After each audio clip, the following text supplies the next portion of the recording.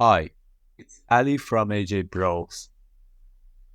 Today we want to talk about frequency tables and very warm welcome here on implementing frequency tables statistics using Python. Frequency tables are an essential tool for summarizing and analyzing data, allowing us to understand the distribution of values within dataset. In this lecture, we will walk through the process of creating and interpreting frequency tables using Python. But before we dive into the practical aspect, let's briefly discuss the importance of frequency table in statistical analysis. This is the question: why are frequency tables important? Tables provide a structured way to present data in summarized form. They help us answer questions like, for example, how often does unique value occur in our dataset? Or what is the most common value? Or are there any outlier or rare values? Frequency tables are the foundation for various statistical analysis and data exploration tasks. They help us understand the central tendencies and patterns in our data, which is crucial for making informed discussion and driving meaningful insight. In this video, we show you that's how use the Python for making the frequency table, and in uh, part of 1 and 2 we import pandas, and then we import on another library that help us to make random numbers and convert files and convert a format of data as NumPy. I wrote all of this process in different parts in my file, and I will show you how you can make that and use that for getting insights from data. In two first part, I'm gonna show you how you can make random numbers and you can use for a customized number or real number. You can read it from CSV file by pandas, and in the third part, I will show you how you can make data frame from your data and see the last number of. Then I make a sort and sort my data in EF and show you that how sorted value look like. Then in the step 2, I calculate the range of data by adding a maximum number and sub and the number, and I get R, its difference between max and min number. Then I show you how you can calculate the interval of frequency table distribution by using the formula 1 plus 3.3 at NP like 10 by using the length of your data numbers. Then I get this K and R to calculate the L, that is the interval of each part of data, and it means each record how far are from another one. Then I show you to implementing a method that you will see uh, in the last part of it. Code, you can see that how you can use Python to make a good frequency table, and you can decide it about your data and decision can make a good insight and help your business to have a good exception. I divide my data to different parts. Another means of it is that I detect the lower bound and upper bound for my data. And yeah, and I use that this formula here, or is the range, my difference of max and min number divided on k, that is the number of parts that I want to my numbers to divide it. It's 7 here and 23.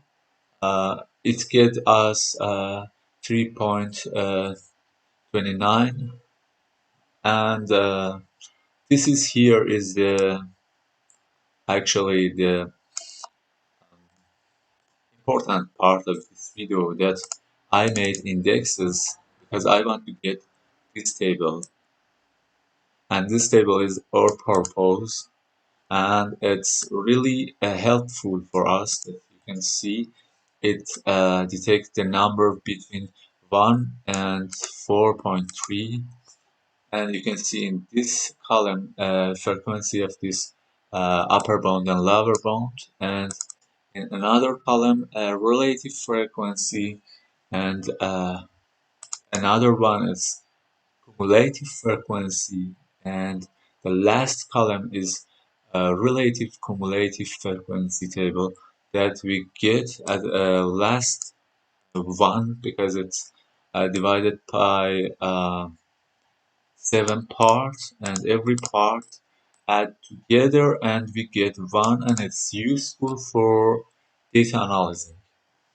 And I should say that this video is made for people that have a little bit background about frequency table and know at least what is the cumulative relative frequency table and something like that, and actually know about a little bit about tendencies, central tendencies like mean, geometric means, and blah blah blah. Actually, you have also have you need also have a little bit background about uh, something like that, variance and a standard deviation and something like that. But this video is helpful for you if you want to make for yourself a frequency table without any modules and something like that, just with pandas, and you can also use another module if you want, and it's a choice. Let's get started with explaining how I make a table for my data frame. Step 5 is tally and count the observation under each interval. It means that we must to detect mean and actually lower bound and upper bound here.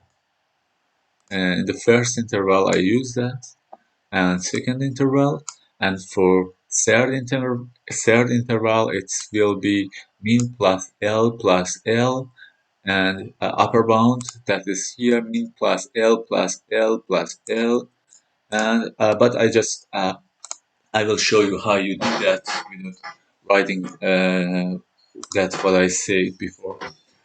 Indexes that come here are our index that detect upper and lower bound. This is frequencies that I make for first with zeros. I make an array that D type is int, and with 7 different parts. Why 7? Because we have 7 parts of data that we must to count, have upper bound and lower bound as we add in index. In R we will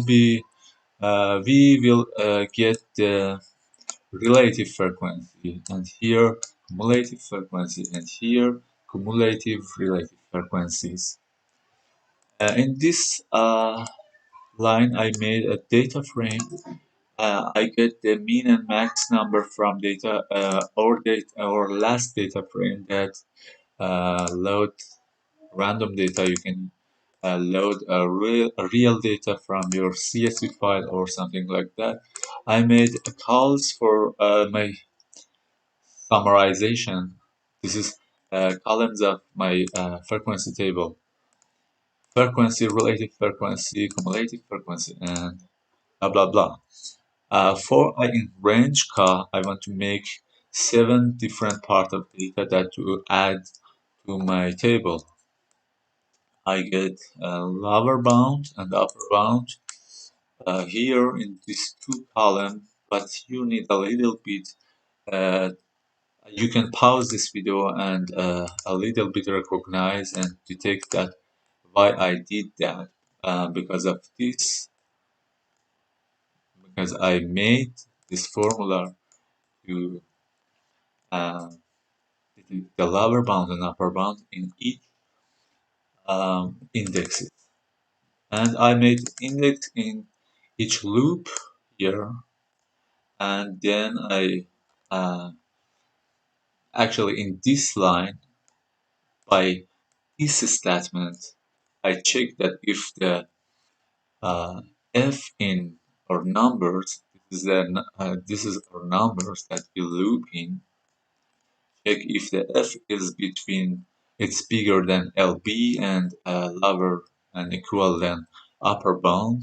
Then we add it to frequency table, and it starts from 0 to x. That it's 7 different parts. And this line, we're gonna loop again to make a relative, cumulative, and relative cumulative frequency. Like here, because I actually uh, counted before the number of each part of data in 7 frequency parts. I just divided to the len of numbers. In another line, I will add frequencies that here I think I must do a little bit explain this line. Uh, Cumulative frequency means that I must to add all of observation till here that I'm I. For example, if I'm in the third part of data, the third part of data must be uh, about append 1, 2, and third frequency observation. As you see, come from 0 and 2 uh, to I plus 1. That's the first time is 0 to 1. It means just 0. At the frequency of 0 come to cumulative of cumulative frequency of I, and R here it's relative that it's between 0 and 1, as you see each of observation divided by a number of observation, and the last one is the cumulative relative. It's for CF that I use to add each of relative like here, but relative data, not frequency of data. And the last lines of code between 28 and 34, it's showing something that we made. Indexes that I made with upper and lower bound, as you see here. Then frequency of each observation. You can see here this is for example, this is for numbers that is between 1 and 4.3. It's 22 observation and another and another one as and etc. Then we made relative frequency relative column, and then cumulative frequency and cumulative relative frequency here. We everything is ready to make our data frame. I make data frame with columns of data and add my columns indexes. I just need to a little bit angle that. I use the unstack to angle to left and to right, and it can make the table that you see here. It's like a pivot, but I used unstack. It's easier for me. Then uh, when I angle it, I add my columns, and see here you have a great and useful frequency table. I wish that you enjoyed this video, and please tell me if you have a recommendation for me, or if you like this video, please like that, and thank you.